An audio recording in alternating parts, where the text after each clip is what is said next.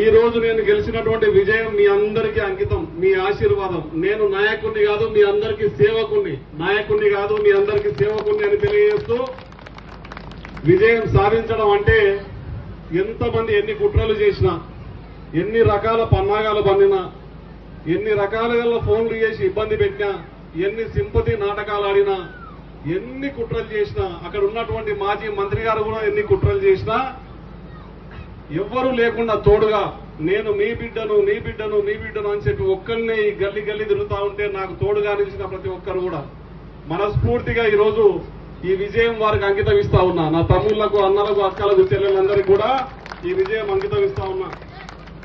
ఒకటి చెప్తున్నా, రాజకీయాలు అయిపోయినాయి, గెలుపు డిసైడ్ అయిపోయింది. రేపటి నాడు అభివృద్ధి కార్యక్రమాల్లో మనం అందరం కూడా పాలు పంచుకోవాలి. ఎక్కడ కూడా భేషజాలు లేకుండా గెలుపోటములు అనేటివి సహజం. ఓడిపోయిన వాళ్ళను కూడా కలుపుకొని అభివృద్ధి చేయడానికి నేను సిద్ధంగా ఉన్నానని మీ అందరికీ తెలియజేస్తా ఉన్నాను. ఈ రోజుతోనే పోటీ ఉన్నంత వరకే గెలుపోటములకు మధ్యన మనకు పోటీ ఉంటుంది. పోటీ అయిపోయిన తర్వాత ఓట్లు వేసిన వాళ్ళు మనోళ్లే, ఓట్లు లేనోళ్ళు కూడా మనోళ్లే. అందరూ మనోళ్లే అని చేతులెత్తి మొక్కుతూ చెప్తా ఉన్నాను. వీళ్ళు వేయలేదు, నాకు వీళ్ళు వేసిండ్రు, వీళ్ళు వేయలేదు, వీళ్ళు వేసిండ్రు కాదు. ఏదోళ్ళు కూడా అందరినీ మనస్ఫూర్తిగా ఆశీర్వదిస్తూ రేపో ఎల్లుండో మీకు సేవ చేసుకుంటూ ఓట్లు లేని వాళ్ళని కూడా మీ ప్రేమను నేను పొందుతానని చెప్పి మనస్ఫూర్తిగా మీ అందరినీ కోరుకుంటా ఉన్నాను. ఎందుకంటే చాలా మందికి తెలియదు సురేందర్ రెడ్డి అంటే ఎక్కడ ఉంటాడో, దూరం ఉంటాడో, ఇక్కడ ఉంటాడో, అక్కడ ఉంటాడో అని చెప్పి కొంతమంది భ్రమపడ్డారు. ఈ రోజు చెప్తా ఉన్నా, నా పాత ఇంటి పక్కన ఇల్లు కడతా ఉన్నా, ఇక్కడే ఉంటా. వారానికి 4 రోజులు మీకు మాట ఇచ్చినట్లుగా ఇక్కడే ఉంటా. మీకు ఇచ్చిన ప్రతి మాటను నిలబెట్టుకుంటా. ఎందుకంటే మొట్టమొదటిసారి నేను ప్రత్యక్షంగా పోటీ చేసినటువంటి ఎలక్షన్ ఇది. మొట్టమొదటిసారి మా అమ్మగారు జెడ్పీటీసీగా గెలిచిండ్రు, చాలా మంది ఎమ్మెల్యేలుగా గెలిచిండ్రు. ఇంతకుముందు నా మాజీ మంత్రికి కూడా రాజకీయ భిక్ష పెట్టింది నేనే. ఈరోజు ఈ గడ్డ మీద నిలబడి చెప్తా ఉన్నా. ఆ రోజు కూడా హన్వాడ నుంచి 3200 పైసలకు ఓట్లు మెజారిటీ ఇచ్చి ఆయన 2000తోనే గెలిచిండు. కానీ ఎక్కడైతే మనం అన్నం పెడతామో, ఎక్కడైతే మనం సాయం చేస్తామో అదే పాము విషము నింపుకొని నన్ను ఈరోజు కాటేయడానికి ప్రయత్నిస్తా ఉంది. మారిండేమో అనుకున్నా కానీ మారలే. అది ఇంకా మారుతుందని నమ్మకం కూడా నాకు పోయింది. ఎన్ని కుట్రలు, ఎన్ని కుతంత్రాలు, ఎన్ని చిక్కులు, ఎంత భయంకరంగా నన్ను ఓడగొట్టడానికి కుల సంఘాలను మొత్తం తీసుకొచ్చి బండవేంపల్లిలో తెలిపిండు. ఒక్కొక్క కుల సంఘానికి ఇద్దరిద్దరిని పెట్టిండు. ఈయన కోట వేయకూడదని చెప్పి ఇండ్ల పోటీ పంపించిండు. రకరకాల కుట్రలు పన్నిండు. ఆ కుట్రలన్నిటి తిప్పి కొట్టినందుకు మీ అందరినీ మనస్ఫూర్తిగా ధన్యవాదాలు తెలియజేస్తా ఉన్నా.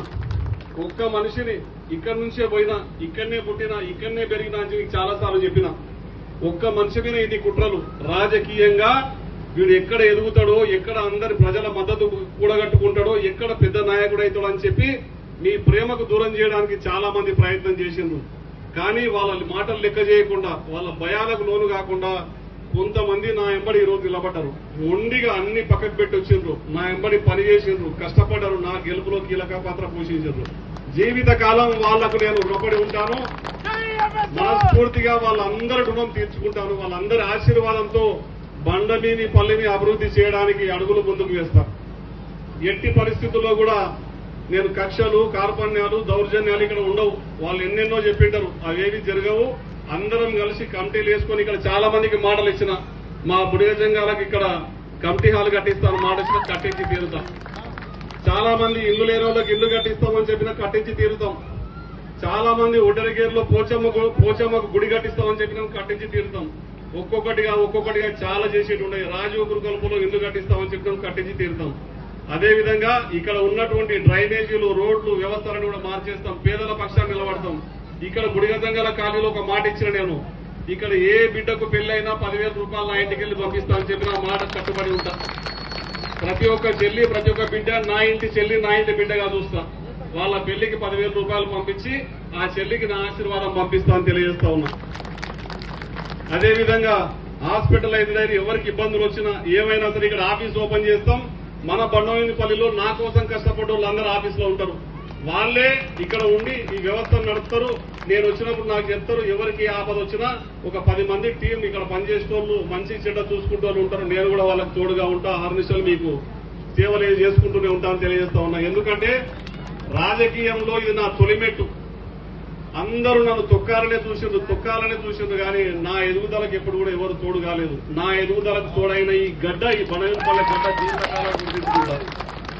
ఈ ప్రయాణం ఇక్కడితో ఆగదు. మీ ఆశీర్వాదం ఇక్కడితో ఆగదు. ఏదో ఒక రోజు సింహాసనం కొట్టే తీరుతాం మీ అందరి ఆశీర్వాదంతో. ఎంత దూరం పోయినా, ఏ పదవిలో ఉన్నా, నా బండవేనిపల్లె నాకు రాజకీయ భిక్ష పెట్టిన బండవేనిపల్లెగా నేను నా మనస్ఫూర్తిగా గుర్తుపెట్టుకుంటా. మీ అందరి ఆశీర్వాదం నాకు ఉండాలని కోరుకుంటూ ఉన్నా. ఎందుకంటే ఇంకా చాలాసేపు మీ దగ్గర మాట్లాడాలి ఉన్నా. మేయరు, డిప్యూటీ మేయర్ ఎన్నిక ఉంది. మీ అందరి ఆశీర్వాదం ఉంటే ఇంకా ఏదైనా కావచ్చు, ఇంకా పెద్ద పదవిలో మీ బిడ్డ కూర్చోవచ్చు. ఆ ఎన్నికకి సంబంధించిన కొన్ని మాట్లాడవలసిన అవసరాలు, మీటింగ్స్ ఉన్నాయి కాబట్టి ఖచ్చితంగా ఈ రోజు సాయంత్రమే బయటికి పోయేటటువంటి పరిస్థితి ఉంది. 16వ తేదీ రోజు మేయర్, డిప్యూటీ మేయర్ ఎన్నిక ఉంటుంది. మీ అందరి ఆశీర్వాదంతో ఒక 2 రోజులు నేను లేకపోవచ్చు కానీ 16వ తేదీ తర్వాత 17కో 18కో అందరం కలుసుకుందాం. ఖచ్చితంగా ప్రతి ఒక్క విషయాన్ని నిదానంగా చర్చ చేసుకుందాం.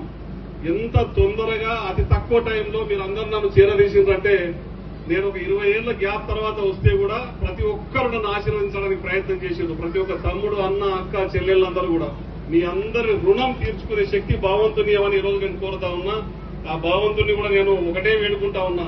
ఈ గెలుపు, ఈ ఎన్నిక తర్వాత తిరుపతి పోయి వస్తా.